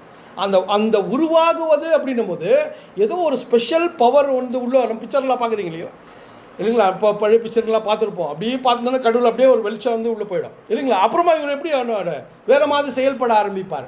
அதெல்லாம் கிறிஸ்துவத்துக்குள்ளே நாமோ நம்ப முடியாது சகோதர சகோதரிகளே. அந்த வசனத்துக்கு எப்போ இணங்கி நடக்கிறோமோ அப்போ தான் என்னங்க பிதாவாகிய தேவனும் கிறிஸ்துவும் நம்மோடு கூட அப்படின்னும் போது அவர்களை போல சிந்திக்க ஆரம்பிக்கிறோம் நம்ம, இல்லைங்களா? ரொம்ப முக்கியமானது. ஸோ இந்த விஷயத்தை தான் அதை கண்டினியூ பண்ணுங்க. அது இல்லை, அதே தான் படிங்க. ஃபெய்த், இயேசு கிறிஸ்து உங்களுக்குள் இருக்கிறார் என்று உங்களை நீங்களே அறியீர்களா? நீங்கள் பரீட்சைக்கு நில்லாதவர்களா இருந்தால் பாருங்க சொல்றேன், நீங்கள் பரீட்சைக்கு நில்லாதவர்களா இருந்தால் அறியீர்கள். இல்லைங்க, ரொம்ப கிளியராக சொல்லிட்டாரு. நீங்கள் பரீட்சைக்குள்ளே என்ன பண்ணுங்க, இது என்னங்க ஒவ்வொரு நாளும் வசனத்தை கேட்டாதான் பரீட்சை அல்லங்க, ஒவ்வொரு நாளும் வேதத்தை வாசித்ததுனால் பரீட்சை இல்லை. தனிப்பட்ட வாழ்க்கையில் உங்களையே நீங்கள் என்ன பண்ணுங்க, எக்ஸாமின் பண்ணும், இல்லைங்களா? அதுதான் ப்ரேயர் அப்படின்னு என்ன பண்ணுறாங்க, காலையும் மாலையும் ஒரு ஜெபம் அப்படின்னும் போது அந்த ஜெபத்தின் மூலமாக என்னை நான் என்ன பண்ணுங்க, நான் ஆராயணும். எந்த இடத்துல நான் குற்றப்படுத்தியிருக்கிறேன், எந்த இடத்துல இன்னும் பலவீனமாக இருக்கிற, சாத்தான் என்னை வஞ்சிக்கிறான் அப்படின்றத இதெல்லாம் யோசிக்கணும். கண்டினியூ பண்ணலாம் சார். மேலும் நீங்கள் பாருங்க இந்த விஷயத்தை சொல்றாரு பாருங்க. மேலும் நீங்கள் ஒரு பொல்லாங்கு செய்யாதிருக்கும்படி தேவனை நோக்கி விண்ணப்பம் பண்ணுகிறேன். நாங்கள் பரீட்சைக்கு நில்லாதவர்கள் என்று காணும் பொருட்டாங்க, நாங்கள் பரீட்சைக்கு நில்லத்தக்கவர்கள் போல் இருந்தாலும் நீங்கள் நலமானதை செய்யும் பொருட்டு விண்ணப்பம் பண்ணுகிறேன். சிம்பிள். பார்த்துங்க என்ன மாதிரி ஒரு புத்திமதியை கொண்டுக்கிறார் பாருங்க. நாங்கள் பரீட்சைக்கு என்னங்க நில்லாதவர்கள் இல்லை, நாங்கள் கூட என்ன பண்ணிட்டு இருக்கிறோங்க, ஒவ்வொரு நாளும் எங்களையே பரீட்சித்து கொள்கிறோம், ஒவ்வொரு நாளும் எங்களையே நாங்கள் பரிசோதிக்கிறோம், இல்லைங்களா? ஸோ அப்படி பரிசோதித்த நாங்கள் தான் நீங்களும் அந்த பரிசோதனைக்குள்ளே நீங்கள் என்ன பண்ணுங்க, உங்களை ஈடுபடுத்தி கொண்டால்தான் கிறிஸ்து உங்களுக்குள்ளே உருவாகி கொண்டிருக்கிறார் என்ற ஒரு கர்ப்ப வேதனையில் நாங்கள் இந்த விஷயங்களை உங்களுக்கு தெரிவிக்கிறோம் அப்படின்னு கொண்டு வரார். கண்டினியூ பண்ணலாம் சார். நாங்கள் பலவீனரும் நீங்கள் பலமுள்ள ஓகே ரைட். அந்த சப்ஜெக்ட் அப்படியே வேற போகும். ஓகேங்க. ஸோ இங்கே நம்ம என்ன கவனிக்கணும்னா சகோதர சகோதரிகளே, ஸோ அந்த ஒரு விஷயத்தை நம்ம கவனிக்கும் போது நமக்குள்ள தேவன் என்ன வெளிச்சத்தை கொடுக்குறாருனா, கிறிஸ்துவை நாமோ அங்கீகரித்து கொண்டிருக்கிறோம், ஏற்றுக்கொண்டிருக்கிறோம்ன்ற ஒரு வசனத்தை கூட வாசிக்கலாம். கொலோசியர் 2ஆம் அதிகாரம் 6-7 வசனங்களை வாசிக்கலாம். கொலோசியர் 2ஆம் அதிகாரம் 6 மற்றும் 7 வசனங்கள். கொலோசியர் 2ஆம் அதிகாரம் 6ஆம் வசனம் 7ஆம் வசனம். ஆகையால் நீங்கள் கர்த்தராகிய கிறிஸ்து இயேசுவை ஏற்றுக்கொண்டபடியே அவருக்குள் வேர் கொண்டவர்களாக. பாருங்க, இங்க பாருங்க, ரொம்ப முக்கியமா இருக்குங்க. இங்க சொல்றாரு, இது இன்னொரு கான்டெக்ஸ்ட்ல எப்படி பேசுறாருன்னா, கர்த்தராகிய இயேசு கிறிஸ்துவை ஏற்றுக்கொண்டவர்களாக அப்படின்னு சொல்லும் போது எப்படி இதை ஏற்றுக்கொண்டோம் அப்படின்றத நம்ம கவனிக்கிறோம், இல்லைங்களா? ஸோ ஒரு மனுஷனை நாம ஒரு நண்பனாக ஏற்றுக்கொள்கிறோம், இல்லைங்களா? ஒரு நண்பனாக ஏற்றுக்கொள்கிறோம். ஒரு மனுஷனை நம்ம நண்பனாக ஏற்றுக்கொள்ளும் போது அவனை எதற்காக ஏற்றுக்கொள்கிறோம் அப்படின்னும் போது அவனுக்குள்ளே ஏதோ எனக்கு பிடிச்சமான சில குணங்களை நம்ம பார்க்குறோம், இல்லைங்களா? இப்படி தான் நம்ம ஏற்றுக்கொள்கிறோம்.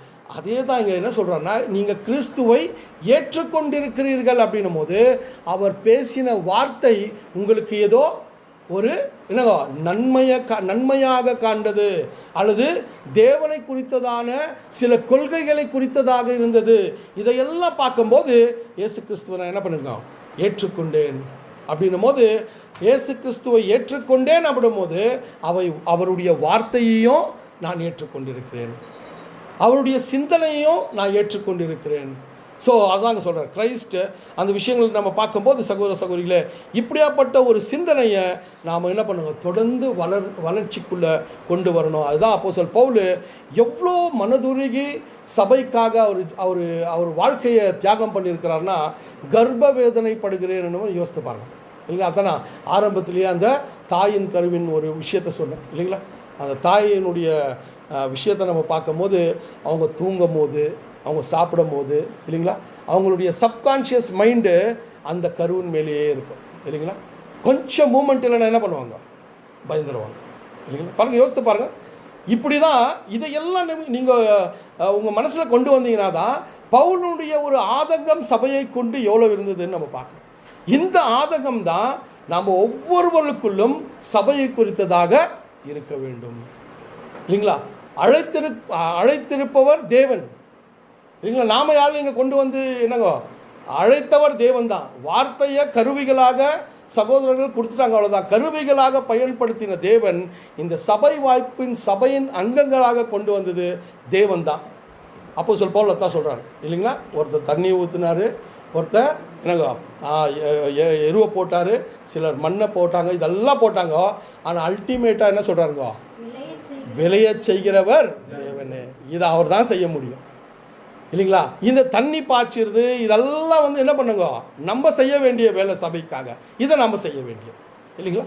ஒருவர் என்னங்க சபையில் வந்து ஒருத்தர் கொஞ்சம் வீக்காக இருக்கலாம், கொஞ்சம் பலவானாக இருக்கலாம் இல்லைங்களா, கொஞ்சம் வாலிபராக இருக்கலாம். சில பேர் வாலிபர்னு எப்படிங்க, மைண்டில் வாலிபராக இருக்கலாம், வயசாகிட்டுக்கும் எனக்கு, ஆனால் வாலிபர் போல் ஆக்ட் பண்ணுவேன் நான் சில சமயத்தில் இல்லைங்களா.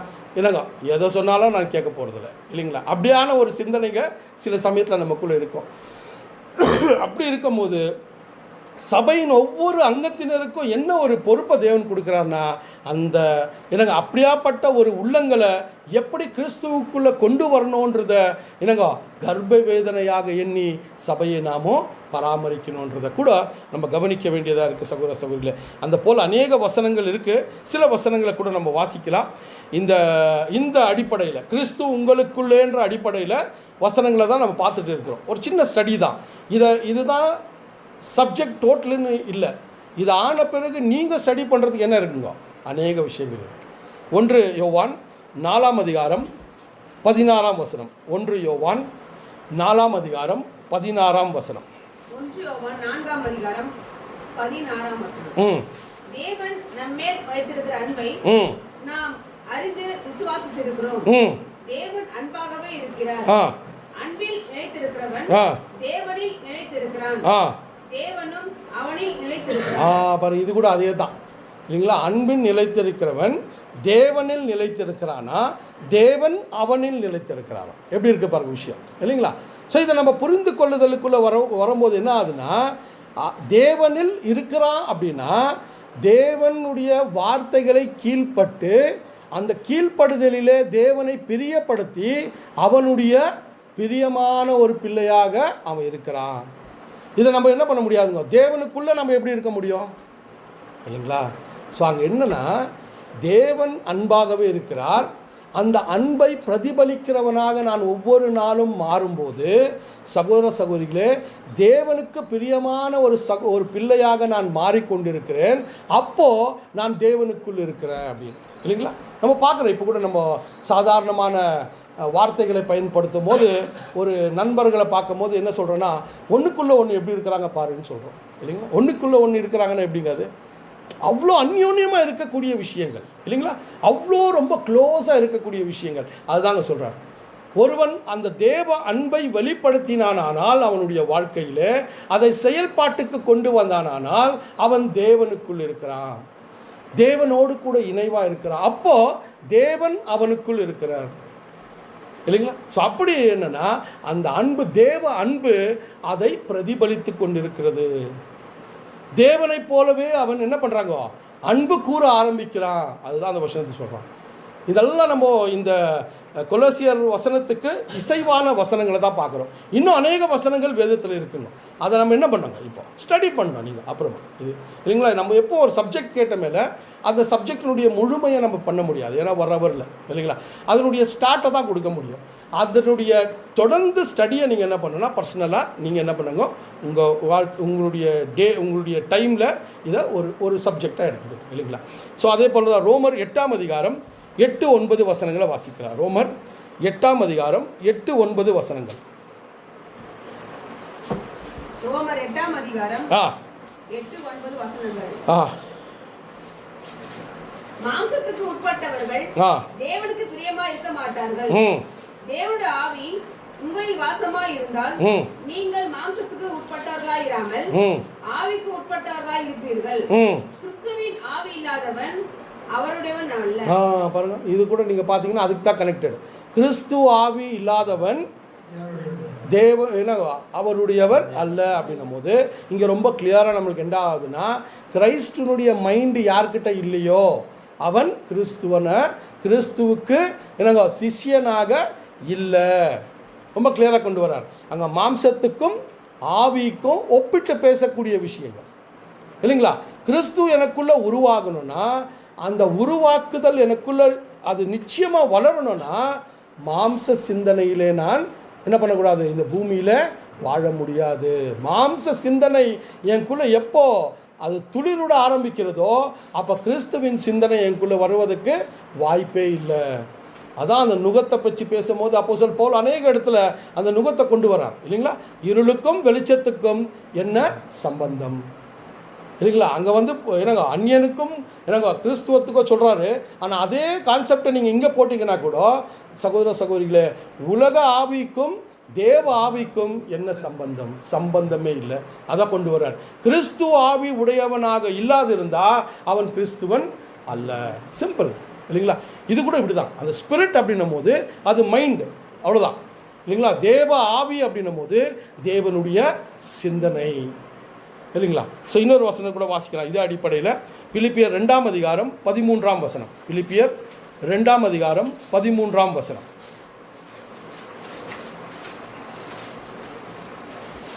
பிலிப்பியர் 2ஆம் அதிகாரம் 13ஆம் வசனம். ஏனெனில் தேவனே தம்முடைய தயவுள்ள சித்தத்தின்படி விருப்பத்தையும் செய்கையையும் உங்களில் உண்டாக்குகிறவராய் இருக்கிறார். அவ்வளோதான் சிஸ்டர். இன்னொரு வாட்டி வாசிங்க அது.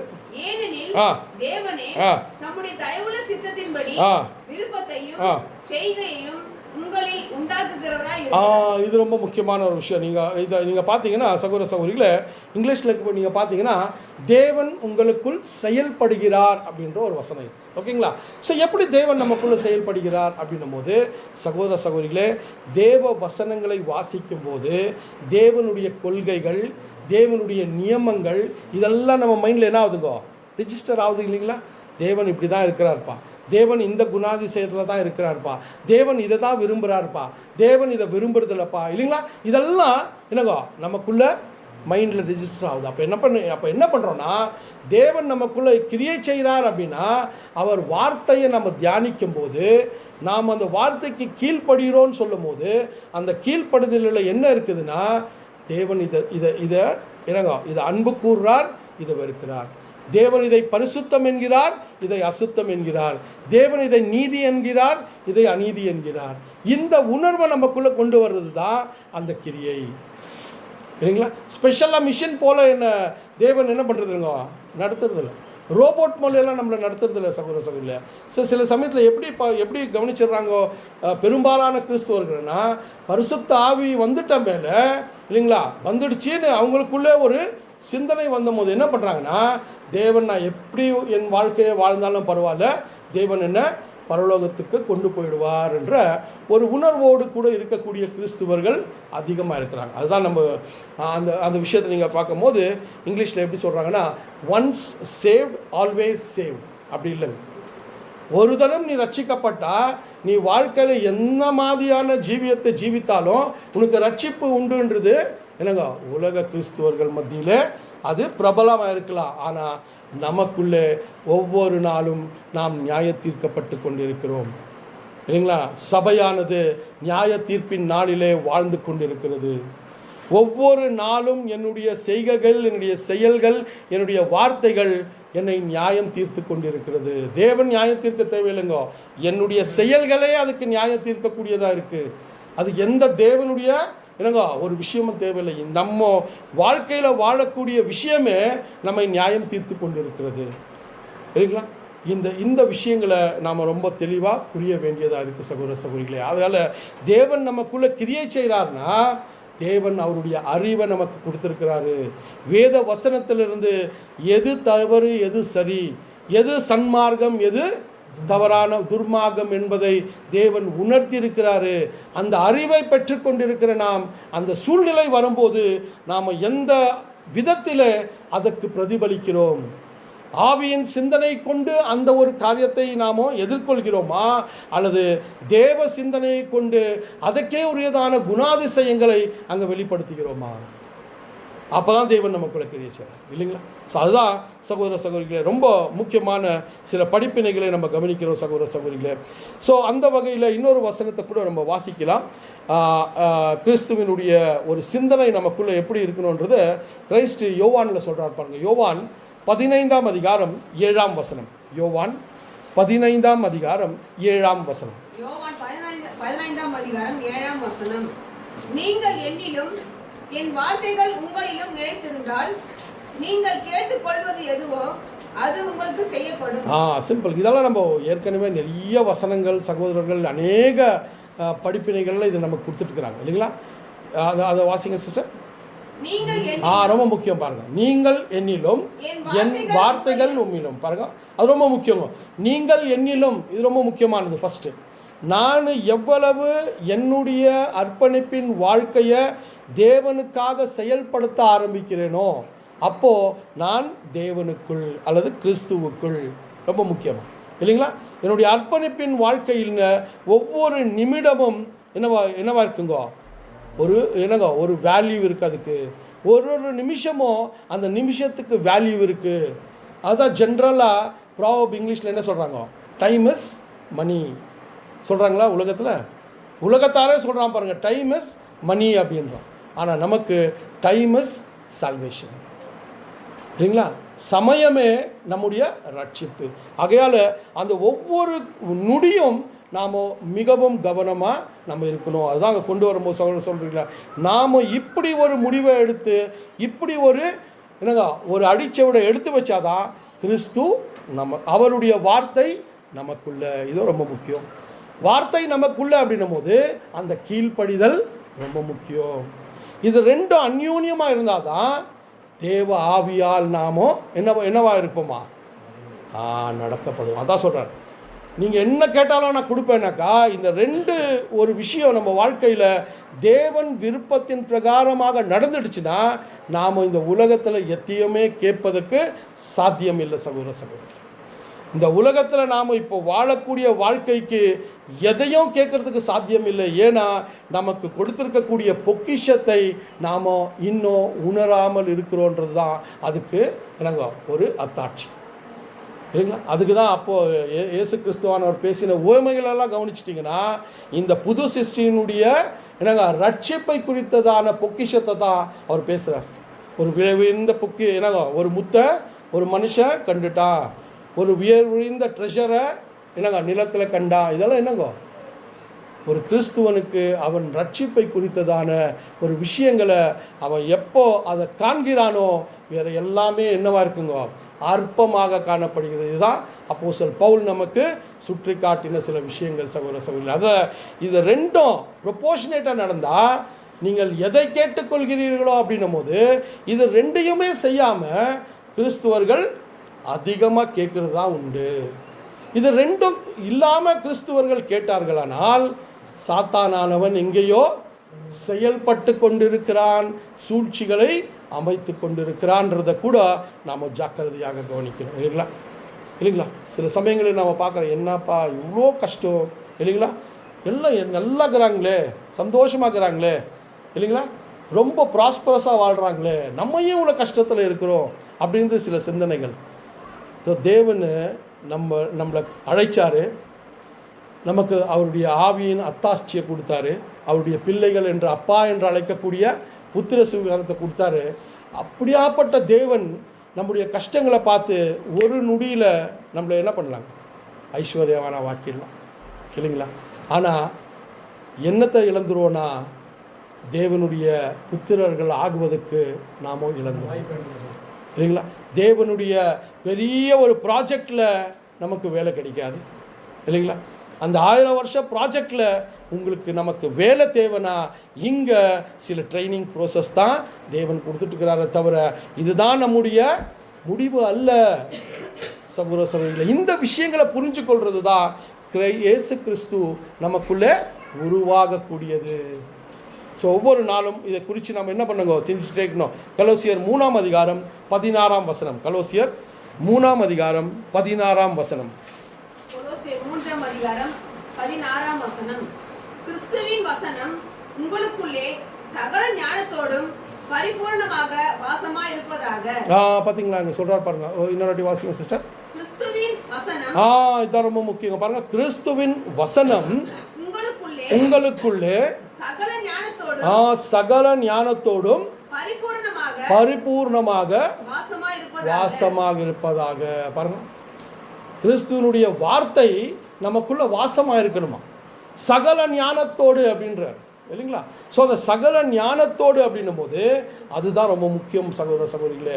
அதை எப்படி நாம் புரிஞ்சுக்கணும்னா, தமிழில் நமக்கு கொஞ்சம் லாங்குவேஜில் அறிவுக்கும் ஞானத்துக்கும் கொஞ்சம் டிஃப்ரென்ஸ் கொடுக்குறதில்ல. நிறைய இடத்துல அறிவை ஞானமாகவே பேசுகிறாங்க இல்லைங்களா. ஆனால் இங்கிலீஷில் நீங்கள் பார்த்தீங்கன்னா நாலேஜுக்கும் விஸ்டம்க்கும் ரொம்ப பெரிய டிஃப்ரென்ஸ் இருக்குது. நாலேஜுக்கும் விஸ்டம்க்கும் ரொம்ப பெரிய டிஃப்ரென்ஸ் இருக்குது. இதை ஒரு எக்ஸாம்பிளாக எப்படி புரிஞ்சுக்கலான்னா, ஒரு காரை என்னங்க, அந்த காரில் இருக்கக்கூடிய எல்லா பார்ட்ஸும் எனக்கு தெரியும் இல்லைங்களா. அந்த கார் மாடலு, அதில் இன்ஜினு. ஆனால் அது எப்போ ஞானமாக மாறும்னா, அந்த காரை ஓட்ட நான் ஆரம்பிக்கும் போது தான் அது என்ன ஆகுங்கோ, அது ஞானம். இது அறிவு. காரில் இருக்கக்கூடிய எல்லா விஷயத்தையும் தெரிகிறது என்னுடைய அறிவு. ஆனால் அந்த காரை நான் ரன் பண்ணுறேன் பாருங்க, அதுதான் ஞானம். அதுதான் தேவனுடைய வார்த்தையில் கூட தேவன் அறிவை கொடுக்குறாரு. இது எப்போ ஞானமாக மாறும்னா, நாம் எப்போ வாசித்து கீழ்ப்படுகிறோமோ அதுதான் ஞானமாக மாறும். இல்லைன்னா நமக்குள்ளே வெறும் அறிவு தான் பெருகிட்டே இருக்கும் இல்லைங்களா. அப்போ என்ன ஆகுதுங்க, தலை பெருசாகிட்டே வரும், உடம்பு இப்படியே தான் இருக்கும் இல்லைங்களா. அதாங்க சொல்கிறாரு. அந்த வசனத்தை இங்கே வாசித்து பார்க்கும்போது, இன்னொரு அடி வாசிங்க சிஸ்டர் ப்ளீஸ். கிறிஸ்துவின் வசனம் உங்களுக்குள்ளே இதான் ரொம்ப சகல ஞானத்தோடு அப்படின்னும் போது அண்டர்ஸ்டாண்டிங் வைஸா கேட்ட அறிவை செயல்படுத்த ஆரம்பிக்கணும். இன்னைக்கு ஒரு வார்த்தையை கேட்ட தேவன்கிட்ட, அந்த வார்த்தையில் நான் சில விஷயங்களில் அதில் கீழ்ப்பட்டு இல்லை, அந்த விஷயத்தில் எப்படி கீழ்ப்படணும்னு ஒரு பிரயாசத்தை ஆரம்பிக்கிறோம் பாருங்க, அதுதான் செயல்பாடு இல்லைங்களா. சரி, அவர் பேசிட்டாரு, நல்லா இருந்துச்சு சப்ஜெக்டு, சூப்பர் அப்படின்றது இல்லைங்க. ஒரு நாள் தேவன் யாரை கொண்டாச்சும் ஒரு வசனத்தை நம்மக்கிட்ட பேசும்போது, அந்த வசனத்துக்கு ஏதாச்சும் வகையில் நான் கீழ்ப்படியாமல் இருக்கிறேனா இல்லைங்களா, அந்த வார்த்தைக்கு நான் இன்னும் இசைவாக என் வாழ்க்கையை மாற்றிக்கொள்ளவில்லையா இல்லைங்களா. ஜபத்தோடு அதை ஆரம்பிக்கிறதுக்கு தான் தேவன் என்ன பண்ணுறாங்க, வெயிட் பண்ணுறாரு இல்லைங்களா. அதையெல்லாம் நம்ம பார்க்காம நாம் வழி அப்படியே போயிட்டே இருந்தோம்னா சகோதர சகோதரிகளே, என்னங்க, அர்ப்பணிப்பின் வாழ்க்கையில் தான் இருப்போம். ஆனால் என்னங்க, கிறிஸ்து எனக்குள்ளே உருவாகி இருக்க மாட்டான். இதை நம்ம ப்ராக்டிக்கலாக நம்ம உலகத்தில் வேண்டாங்க, நம்ம சகோதர சகோதரிகள் மத்தியிலே நீங்கள் பார்க்கலாம் இல்லைங்களா. எத்தனையோ பிரபலமான இருக்கக்கூடியவர்கள் என்னங்கோ, அறிவில் என்னங்கோ, எல்லாரை காட்டிலும் மேதாவிகளாக இருக்கக்கூடியவர்கள் கிறிஸ்து அவர்களுக்குள் உருவாகி கொண்டிருக்கிறாரான் போது ஒரு கேள்வியாகவே இருக்குது நம்ம லைஃப்பில் இல்லைங்களா. இது தான் நம்மளுடைய ஃபவுண்டேஷனாக இருக்கணும் இல்லைங்களா. இல்லைங்களா, தேவன் நமக்கு கொடுத்துட்டே வர்றாரு இல்லைங்களா. ப்ரெசண்ட் என்னங்க, ஹார்வெஸ்ட் ட்ரூத் கொடுக்குறாரு இல்லைங்களா. ப்ரெசண்ட் ஹார்வெஸ்ட் ட்ரூத் கொடுக்குறாரு, அநேக விஷயங்களை நமக்கு வெளிப்படுத்துகிறாரு. இதெல்லாம் எதற்காகனா, நான் ஜாக்கிரதையோடு என் ரட்சிப்பை என்னங்க பயத்தோடும் நடுக்கத்தோடும் நான் அதை என்ன பண்ணுங்க பெற்றுக்கொள்ளணும்னு தான் கொடுக்குறாரு. தவிர இது எனக்கு எல்லாம் தெரியும் அப்படின்னு நான் வேற ஒருத்தரை பார்த்து ஏளனப்படுத்துவதற்காக இந்த விஷயங்களை நமக்கு கொடுக்குறதில்ல சகோதர சகோதரிகளை. என்னுடைய ரட்சிப்பை இன்னும் தீவிரமாக சிந்திக்கணும், எந்த விஷயங்களை இன்னும் எடுத்து போடணும், எந்த விஷயங்களை இன்னும் நான் கலைக்கணும் இல்லைங்களா. அதுதான் அப்போஸ்தலன் பவுல் சொல்லும் போது கிறிஸ்துவை என்னங்க தரித்து கொள்ளுங்கள் அப்படின்னும் போது என்னங்க எதை தரித்து கொள்ளணும், எதை கழட்டி போடணும்னு சொல்கிறார். புட் ஆன் புட் ஆஃப் அப்படின்ற ஒரு சப்ஜெக்டை பார்க்கும்போது எதையெல்லாம் எடுத்து போடணும், எதையெல்லாம் வளர்த்துக்கொள்ளணும். அதை வளர்த்துக்கொள்வது தான் கிறிஸ்து நமக்குள் உருவாகக்கூடிய விஷயம். அது அன்பில் இருக்கலாம், பொறுமையில் இருக்கலாம், சமாதானத்தில் இருக்கலாம், நீடிய சாந்தத்தில் இருக்கலாம். நம்ம சொல்லிகிட்டே போகலாம் கேரக்டரை. இது எல்லாத்துக்கும் யாரப்போ எக்ஸாம்பிள்னா கிரைஸ்ட் தான். நம்ம இப்போ பேசக்கூடிய ஒவ்வொரு கேரக்டரும் கை விரலில் நம்ம காணும்போது இதனுடைய எல்லாத்துக்கும் ஊற்று யாருன்னா தேவன். அவர் மகன் மூலமாக இதை நமக்கு என்ன பண்ணிட்டாருங்க, காமிச்சிட்டார். இதுதான் அன்பு, இதுதான் பொறுமை, இதுதான் நீடிய சாந்தம், இதுதான் சகிப்புத்தன்மை இல்லைங்களா. இதுக்கெல்லாம் நம்மளுக்கு எக்ஸாம்பிள் வேறு எங்கேயும் தேடுறதே வேணாம். கிரைஸ்டனுடைய 3.5 இயர்ஸ் மினிஸ்ட்ரியை பார்த்துட்டாலே இது எல்லாமே நமக்கு தெரியும். இதெல்லாம் நமக்குள்ளே என்ன ஆகணுங்க, வரணும். யூஸ்வலாக நீங்கள் பார்த்தீங்கன்னா பழைய ஏற்பாட்டில் அநேக பக்தர்கள் இருக்கிறாங்க. ஒரு பக்தரும் ஒவ்வொரு குணாதிசயத்தை பிரதிபலிச்சிருப்பாங்க இல்லைங்களா. ஆனால் புது ஏற்பாடில் சபை அப்படின்னும் போது சபையில் தனிப்பட்ட நபர்கள் எல்லா குணாதிசயங்களையும் உடையவர்களாக இருக்கணும் சிம்பிள் இல்லைங்களா? இப்போ தானியல் அப்படின்னும் போது என்னங்க இடைவிடாமல் ஜெபிக்கக்கூடிய விஷயம் இல்லைங்களா? சாலமோன் அப்படின்னும் போது அவனுடைய பெலன், இதெல்லாம் நம்ம பார்க்குறோம். ஆனால் இவர்களுடைய எல்லா குணாதிசயங்களும் தேவன் ஒரு மனுஷர்கள் மூலமாக வைத்தார். இது எல்லாமே கிறிஸ்துவுக்குள் வாழக்கூடிய நமக்கு இருக்கணும் இல்லைங்களா? அதுதான் அப்போது இயேசு கிறிஸ்து சொல்கிறாரு, சாலமோனை காட்டிலும் ஞானவான் உங்கள் மத்தியிலே அவர் குறித்து சொல்கிறாரு இல்லைங்களா? சாலமோன் தான் ரொம்ப என்னங்க ஞானம் சொல்கிறீங்க, அவரை காட்டிலும் இல்லைங்களா ஒருவர் உங்ககிட்ட இருக்கிறார். அதை நீங்கள் புரிஞ்சுக்கொள்ள அந்த ஞானத்தை தான் தேவன் நமக்கு கொடுக்க சித்தமாக இருக்கிறார். அதுக்கு உரியதான அறிவை ஒவ்வொரு நாளும் கொடுக்குறாரு. அந்த அறிவில் ஞானமாக செயல்பட்டு நாமும் நம்முடைய குணாதிசயங்களை கிறிஸ்துவை போல மாற்றிக்கொண்டால் நம்ம கொலோசியரில் படித்த மாதிரி அப்போஸ்தலன் பவுலுடைய அந்த வார்த்தையை கடைசியாக படிச்சுட்டு நம்ம முடிக்கலாம். கலாத்தியர் 4ஆம் அதிகாரத்தை படித்த இல்லைங்களா? 4ஆம் அதிகாரம் 19ஆம் வசனம். கலாத்தியர் 4ஆம் அதிகாரம் 19ஆம் வசனம். என் சிறு பிள்ளைகளே, பாருங்கள் எப்படி ஆரம்பிக்கிறார் பாருங்கள். கிறிஸ்து உங்களிடத்தில் உருவாகும் அளவும் உங்களுக்காக மறுபடியும் கர்ப்பவேதனை கிறிஸ்து உங்களுக்குள்ளே உருவாகும் வரைக்கும் அதுங்களா அதை உருவாகணும். ஒவ்வொரு வாரமும் ஒவ்வொரு நாளும் ஒவ்வொரு சப்ஜெக்டை கேட்கும் போது அந்த துல்லியமான அல்லது ஒரு நுணுக்கமான ஒரு விஷயம் ஆச்சும் நம்ம வாழ்க்கையில் செயல்பாடுக்குள்ளே கொண்டு வரணும் இல்லைங்களா? இதை தான் நம்ம முயற்சிக்கணும். ஸோ பேசக்கூடிய நானும் சரி, கேட்கக்கூடிய நீங்களும் சரி, இதை தொடர்ந்து நம்ம செய்தால் தான் கிறிஸ்து எனக்குள்ளே உருவாகி ஒரு நாள் அது வெளிப்படையாக என்னங்க பூமிக்கு தேவன் இதை காண்பிப்பார். இந்த இருள் சூழ்ந்த பூமியில் என்னங்க இந்த வஞ்சனையின் காலத்தில் தேவன் என்ன பண்ணிட்டாருங்க, ஒரு சபையை ஏற்படுத்தி அந்த சபை கிறிஸ்து உருவாக்கி அந்த கிறிஸ்துவை அவர்களுக்குள் உருவாக்கி அவர்கள் உங்கள் முன்பாக நிற்கிறார்கள் என்று ஆட்டுக்குட்டியும் அதனுடைய சேனையையும் தேவன் காண்பிக்க போகிறார். அதுக்கு நம்ம தயாராக இருக்கணும். ஓகேங்களா? ஸோ தேவன் இந்த வார்த்தைகளை ஆசீர்வதிக்கிறார். ஓகே.